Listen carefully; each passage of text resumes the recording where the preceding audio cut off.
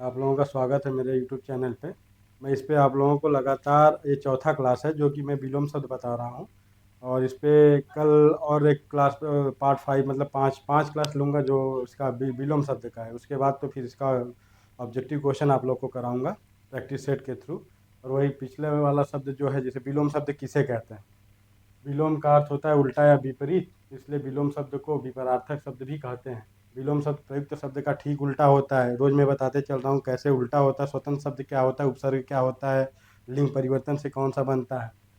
जैसे जन्म का विलोम मृत्यु, कठिन का विलोम सरल आदि। संज्ञा पद का जैसे मैं बताता हूँ, जिस पद में आपका विलोम दिया है आपको उसी पद में उस विलोम का उत्तर देना होगा, नहीं तो फिर वो आपका गलत हो सकता है। और विकल्प में भी नहीं दिया रहता है, कभी कभी आपको दिया भी रहता है, तो उस टाइम उसमें दे देगा कि ऑप्शन में क्या दे रखा है।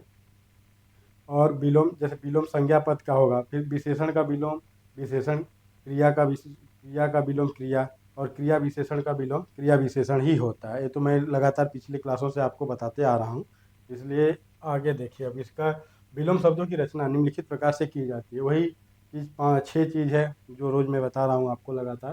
स्वतंत्र शब्दों के द्वारा होता है, उपसर्गों के द्वारा होती है, उपसर्गों के योग द्वारा होता है, उपसर्गों के परिवर्तन के द्वारा भी होता है। जैसे किसी में आ गया, किसी में अन हो गया, ये तो किसी में प्रतीक हो गया, प्रति इसके खिलाफ उपसर्ग का लिंग परिवर्तन द्वारा रोज बता ही रहा हूँ आपको। एक साथ आने वाले शब्द, एक साथ आने वाले शब्द का भी मैं आप लोगों को रोज बता ही देता हूँ कैसे कैसे करना है। और आज का जो आपका विलोम शब्द है वो देखिए यहाँ पे। विलोम शब्दों की सूची निम्नवत है। ये नया शब्द है आपका, जैसे उन्मूलन का है रोपण। उन्मूलन का मतलब जैसे हम लोग नहीं जो हमेशा देखते हैं, उन्मूलन मतलब किसी वृक्ष को काट देना है, किसी वन जंगल को साफ। उन्मूलन मतलब मिटा देना। रोपण मतलब उसकी रोपाई करना यानी वृक्ष लगाना। उदात्त, अनुदात्त, ये फिर वही शब्द आपका उपसर्ग के द्वारा बना हुआ है। उपमेय, अनुपमेय। उपमेय जिसकी तुलना आपने अच्छी इसको जानते हैं, उपमेय तुलना किया जाता है। अनुपमेय, उद्घाटन, समापन, किसी चीज़ को शुरुआत करना, किसी चीज़ का समापन। जैसे ओलंपिक में उद्घाटन समारोह का ध्वजवाहक कोई और होता है और समापन का कोई और होता है। उद्यमी, निरुद्यमी। उचित, अनुचित, यहाँ देखिए उपसर्ग का है। उत्तेजित, समित। उत्तेजित मतलब होता है उत्तेजना वाला, सीमित मतलब होता है सीमित या समित, दोनों सही सही शब्द है। सीमित भी हो सकता है उत्तेजित की जगह। उपेक्षित, उपेक्षा सॉरी उपेक्षा, अपेक्षा, किसी की उपेक्षा करना मतलब किसी से कोई मतलब उपेक्षा हाथ उड़ाना, और किसी से अपेक्षा करना कि नहीं मेरे लिए वो अच्छा कार्य कर सकता है। उपस्थिति, अनुपस्थिति। यहाँ उपस्थित, अनुपस्थित, अगर अनुपस्थिति उपस्थिति होता तो अनुपस्थिति हो जाता। उन्मीलन, निमीलन। उद्गम, विलय। उद्गम का मतलब होता है जहाँ से कोई नदी का उद्गम होता है, बार बार मुझे उद्गम स्थान। और विलय, नदी जाके जिस जहाँ गिरती है, जिस जहाँ सागर में मिलती है, उसे विलय कहते हैं। उषा, संध्या, सुबह शाम, ये हो जाएगा। उदार, कृपण, उदार कृपण।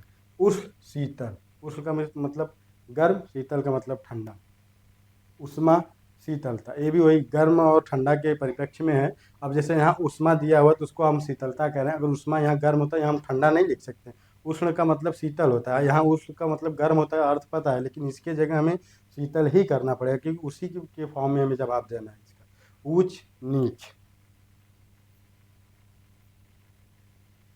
रिद्धि, देखिए ये देखिए रिद्धि, विपन्न। रिद्धि मतलब संपन्न, एक तरह से बहुत कुछ। विपन्न मतलब कम, यानी मतलब जैसे रिद्धि सिद्धि होता है ना, रिद्धि मतलब बहुत सारा मिलना।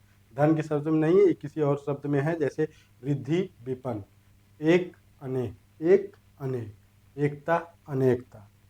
एकत्र, विकीर्ण, एकत्र मतलब होता है इकट्ठा करना। विकीर्ण मतलब मतलब इधर उधर छिटका देना, जैसे विकीर्ण।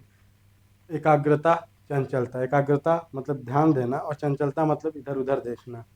एड़ी, चोटी, ये आपके शरीर, एड़ी पैर का भाग, चोटी सर का भाग। एकाग्र, चंचल, यहाँ देखिए इसमें भाववाचक है, एकाग्र एक स्वतंत्र शब्द है। एक पक्षी, बहुपक्षी। एक निष्ठ, एक ही निष्ठ, और सर्वनिष्ठ, हमें सर्व जगह निष्ठ। एकत्र, बहुतंत्र। ऐषणा, अनेषण। ऐहिक, पारलौकिक। ऐतिहासिक, अनैतिहासिक। ऐश्वर्य, अनश्वर्य। एकार्थक, अनेकार्थक। एक, अनेक।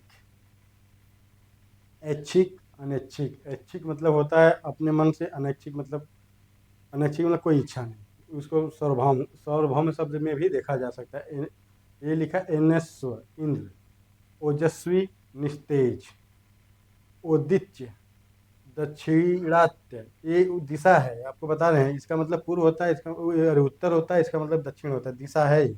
ओतप्रोत विहीन, किसी की चीज में ओतप्रोत रहना मतलब लगातार किसी भी चीज के पीछे भागना या उसी से संलिप्त रहना। विहीन का मतलब उससे दूर होना। ओछा गंभीर, ओछा का मतलब जो लोग कहते हैं ना ओछा, ओछा मतलब होता है जैसे गंभीर नहीं रहना, मतलब इधर उधर की बातें करना। गंभीर का मतलब किसी भी विषय को लेकर आप गंभीर हैं और किसी भी विषय को लेकर आपका उस पर कोई धारणा नहीं, या ओछा मतलब कोई मतलब नहीं इतना। ओटा बाय, औरत आदमी, औचित अनौचित, औपचारिक अनौपचारिक। ये रहा आज का जितना भी है, इस पे मैं बता दिया। और कल इसका एक और लूँगा आपका, जो 20 शब्द है उसमें भी 25 शब्द होंगे। उसके बाद मैं आपका इस पे ऑब्जेक्टिव क्वेश्चन लेके आऊँगा, उसका भी प्रैक्टिस करा दूंगा। तकरीबन हमें लगता है 50 या 100 क्वेश्चन होंगे, उसको मैं आपको कल करा दूंगा। धन्यवाद।